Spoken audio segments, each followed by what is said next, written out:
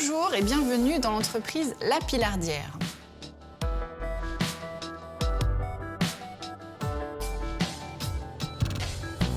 Créée en 1954 par la famille Remond, l'entreprise est aujourd'hui fabricant d'aliments minéraux pour la nutrition animale dans le monde entier.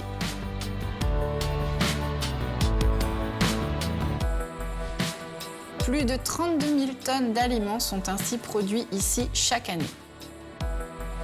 Les 37 collaborateurs de l'entreprise réalisent un chiffre d'affaires de 15 millions d'euros.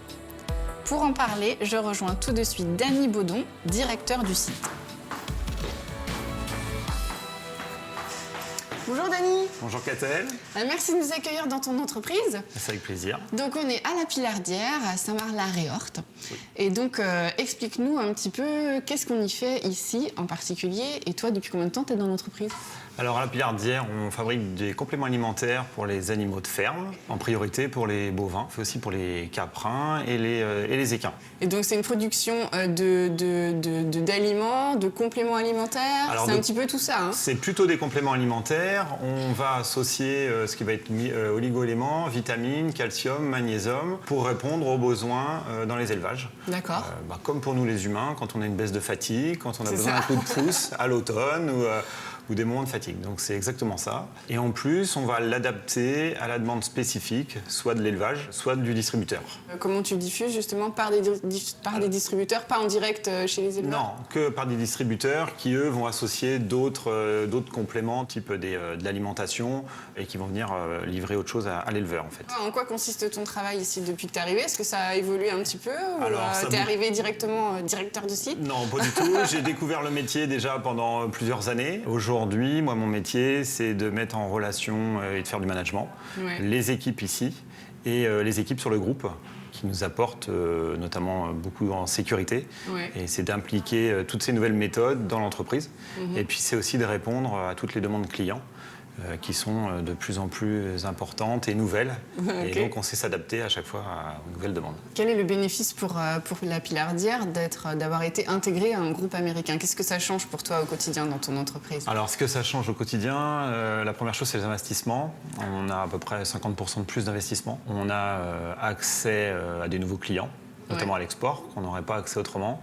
La sécurisation informatique. Là, on est en train de sécuriser tous nos logiciels informatiques et l'accès à des matières premières. Avec des prix plus intéressants ? Des prix plus intéressants, une facilité d'achat et puis une facilité de disponibilité.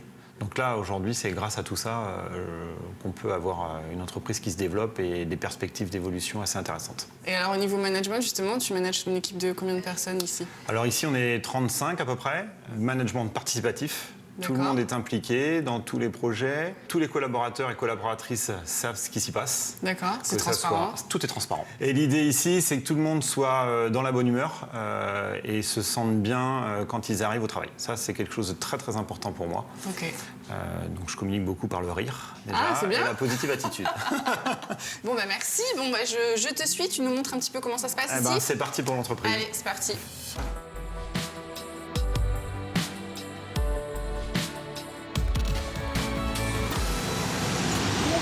Voilà, bon, on s'est équipé, donc on est dans l'usine. Alors ici, c'est quoi, le poste de pilotage un petit peu ? Alors ici, c'est le premier poste de pilotage de l'usine. Quand on arrive ici, la commande est passée, la formule est validée, tout est prêt à être fabriqué. On a les matières premières, on a les matières premières, on est passé à la qualité, tout le monde a qualifié en fait la formule. D'accord. Voilà. Et donc Joël qui est ici déclenche la formule automatiquement pour que les matières premières se dosent dans leur système. Il y a un système informatique, tout va se doser automatiquement, il y a des bennes peseuses adaptées. Et ensuite, on a certaines matières premières qu'on va venir ajuster à la main. D'accord. Voilà.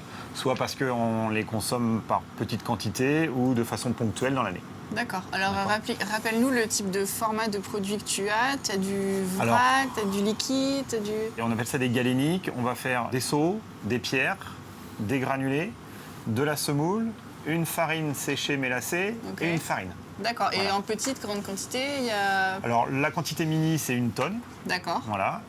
En général, notre lot moyen, il est entre 2 et 4 tonnes. Alors là, on est dans une autre partie de l'entreprise. Donc là, on met le produit en seau. Là, on met le produit en seau. On appelle ça des blocs à lécher. OK. Pourquoi bloc à lécher ? Ça va durcir après ? parce qu'en fait, ça va former un bloc et les vaches vont venir lécher Dans le seau. dans le seau le produit. D'accord. Voilà, c'est ça. Ok. Donc en fait, on a la poudre qui arrive ici, on a rajouté de la mélasse. Ouais. On va avoir un produit assez appétant.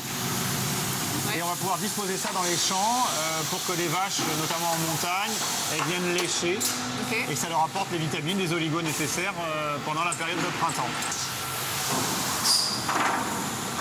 Alors, une espèce de stockage ici. Alors ça, c'est un produit différent. Alors ici, on a les pierres à lécher, qui est un produit beaucoup plus compact, qui va être utilisé aux alentours de 60-70 grammes jour. Donc pour quel type d'animal? Pareil, bovin, caprin, équin. Et les seaux, c'est plutôt une consommation de 200 grammes par jour. Donc là, c'est D'accord. vraiment le choix de l'éleveur en fonction de l'état de santé de son élevage. Et au niveau de la formulation des produits que tu proposes, est-ce que vous êtes source de proposition des formulations ou est-ce que voilà, tes clients, ils arrivent avec leur formule, voilà, vous nous faites ça et puis c'est tout? Alors le client, il arrive avec une formule, soit une formule qu'il connaît et qu'il a l'habitude, soit une formule par rapport à un besoin précis de l'élevage. Ensuite, nous, on va l'accompagner dans l'association des matières premières qui peuvent être soit complexes à passer dans l'usine, soit incompatibles. D'accord. Et ok. donc ça, Ouais, c'est des choses qui ne marchent pas, quoi. Voilà, il y a des choses qui ne marchent pas. Et ça, c'est le technical qui va déterminer toutes ces compatibilités ou incompatibilités de matières premières. Là, on vient de développer, il n'y a pas longtemps, la pierre à picorer. Qui va nous permettre d'atteindre le bien-être animal au niveau des volailles. D'accord, ok. Et là, on a un deuxième projet, comme il y a les plastiques sur les seaux, c'est de formules seaux, de les passer sur la ligne pierre. D'accord. Bon, bah, justement, le technical, on va le découvrir maintenant va le découvrir avec tout de suite. Pascal. Donc je te laisse, je te retrouve tout à l'heure. Très bien, merci. Ça marche. Bonjour Pascal. Bonjour Catel. Alors ici, on est dans ton antre, c'est ça? Oui, le On est Technical. au Technical, dont tu es le responsable technique. Tout à fait. Ok, alors explique-nous, en quoi consiste ton travail? Le Technical, au final, c'est un centre d'amélioration continue. Ouais, Son objectif, c'est de regrouper toutes les informations sur les matières premières ouais. pour faire des produits finis qui soient parfaits. Parfaits, quand on les fabrique, ça soit reproductible. Ouais. Avec la même qualité, les mêmes rendements, la même productivité. Ouais, ok. Donc, pour ça, on a une base de données à compléter. Donc, on travaille sur la viscosité pour les liquides, principalement la mélasse, la connaissance du pH de nos matières premières, une méthode qui a été développée au Technical, le pouvoir tampon, c'est-à-dire c'est classer les matières premières pour tamponner le pH du rumen. Le rumen, c'est? C'est une sorte de pré-estomac où il y a une flore bactérienne qui dégrade tout ce qui est végétaux pour retirer tout ce qui est protéines, sucres et acides aminés. Au Technical, on fabrique tout ce qui est pierre et seau. Oui. On fait le pouvoir absorbant et les réactivités, c'est-à-dire ce qui se passe quand on mélange des matières premières dans un milieu liquide. Voir si ça pose problème, etc. Voilà. Ok. Après, dans notre base de données, on regroupe tout ce qui est durabilité pour nos granulés. D'accord. Une méthode qui a été développée aussi au Technical, c'est les friabilités de nos semoules. D'accord. C'est une mesure du taux de fines qu'il y a au final. Le taux de fines, c'est le? Les fines particules. D'accord, il ne faut pas de fines particules. Donc toi, ton Oui, but, parce c'est que qu'il y en ait le moins possible Le ou pas moins du possible, oui. Donc on sélectionne nos matières pour qu'il n'y en aille presque pas. Ok. Donc tout ce qui est humidité, c'est pour mesurer l'eau dans nos produits finis ou nos matières premières. La granulométrie de nos matières premières, pour les sélectionner, les classer aussi. Ok. Et après, tout ce qui est densité, pour s'assurer que nos produits, quand le client veut 25 kg dans ses sacs, en connaissant la densité de nos matières premières, on peut lui dire oui ou non. Et toute cette base de données, au final, ça nous permet de faire des règles de formulation. Et tant qu'on fait des produits finis qui respectent ces règles, on sait qu'on n'aura pas de problème chez le client. Donc toi, ton travail, Pascal, ça se passe tout seul? Tu es tout seul ici à travailler sur toute cette formulation et tous ces tests? Oui, au départ, on était deux. Maintenant, on est je suis plus que tout seul. Oui. Ok, donc une partie chimie, une partie physique. Oui. Donc on voit effectivement que ton travail, ça peut générer des économies aussi, mais ça permet aussi aux employés d'avoir moins de risques. Ça permet aussi de mesurer le risque chimique sur les matières premières. Donc, de mettre en place les EPI nécessaires à nos opérateurs pour pas qu'il y ait de problème d'accident ou d'incident. Permet aussi à nos clients, en sélectionnant bien nos matières premières, qu'il n'y a pas de dégradation au stockage ou un mauvais vieillissement au stockage. D'accord. Donc au final, c'est tout ce qui est basé sur l'optimisation, c'est-à-dire réduire les coûts en formulation, améliorer la productivité, améliorer les rendements, suivre les taux de liquide dans nos formules et aussi s'assurer aussi que les matières premières que je vais sélectionner soient bien disponibles. Parce qu'actuellement, avec les coûts énergétiques et la guerre en Ukraine, on a des matières qui sont de plus en plus difficiles à obtenir. D'accord, ok. Donc, s'assurer qu'il y a plusieurs fournisseurs disponibles. Ok, très Voilà. bien. Bon, ben, merci beaucoup, Pascal. De rien. Merci, Je vais Catel. aller rejoindre Dany, avec qui on va évoquer un petit peu les développements de la Pilardière. À bientôt. D'accord. À bientôt. Au revoir. Au revoir.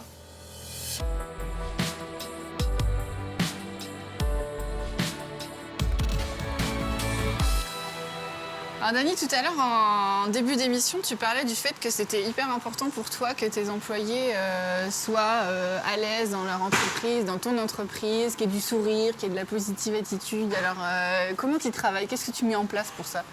Alors j'y travaille de façon à ce que chacun déjà soit impliqué dans tous les projets. Chaque collaborateur est informé, participe. Et tu me disais tout à l'heure en off qu'une des particularités quand même de ton entreprise, c'est qu'il n'y a pas de chef d'équipe. Alors, il n'y a pas de chef d'équipe. À 4h30, les conducteurs de ligne arrivent et savent exactement ce qu'ils sont à faire. Ils sont impliqués, ils connaissent leur travail. Ils sont autonomes. L'idée, c'est qu'ils continuent à être autonomes et qu'on continue comme ça à les impliquer. Moi, c'est ma vision des choses, que chacun soit impliqué, autonome et se sente bien quand ils viennent travailler. Aujourd'hui, on ne peut que s'en féliciter. On n'a pas d'accident de travail. En réclamation, c'est quasiment nul et on peut développer aujourd'hui des nouveaux produits. Et tu as très peu de turnover aussi. Et j'ai très peu de turnover et on intègre assez facilement des jeunes. Ouais. Quand ils arrivent ici, hein, ils nous le disent à chaque fois, on pleure en arrivant et on pleure en partant. Ah, c'est comme dans le film Les Ch'tis, Voilà, c'est ça? exactement. Donc aujourd'hui, l'idée c'est de continuer comme ça. Ensuite, il y a des formations qui sont disponibles Ouais. pour l'encadrement. Ouais.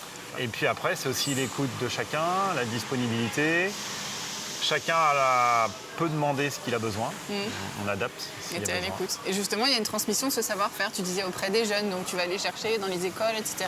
Et il y a une transmission de savoir ici. C'est ça, il y a une transmission de savoir. On travaille actuellement avec la maison familiale de Pouzauges qui nous accompagne à transférer le savoir des collaborateurs ou collaboratrices qui sont là depuis plusieurs années, à le transférer vers des jeunes qui arrivent juste et qui sont d'horizons différents.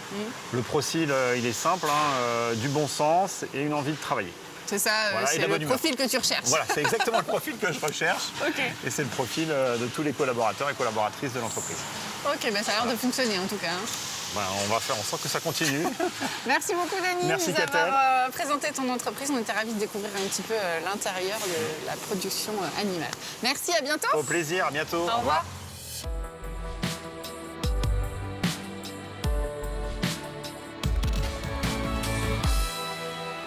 Dans une entreprise comme la Pilardière, les investissements sont réguliers. Si le projet d'automatisation de plusieurs lignes est actuellement en cours, c'est d'abord avec l'objectif premier d'apporter plus de confort à ses employés, une nouvelle preuve du management bienveillant de cette entreprise. Merci beaucoup et à la semaine prochaine pour un prochain Mageco.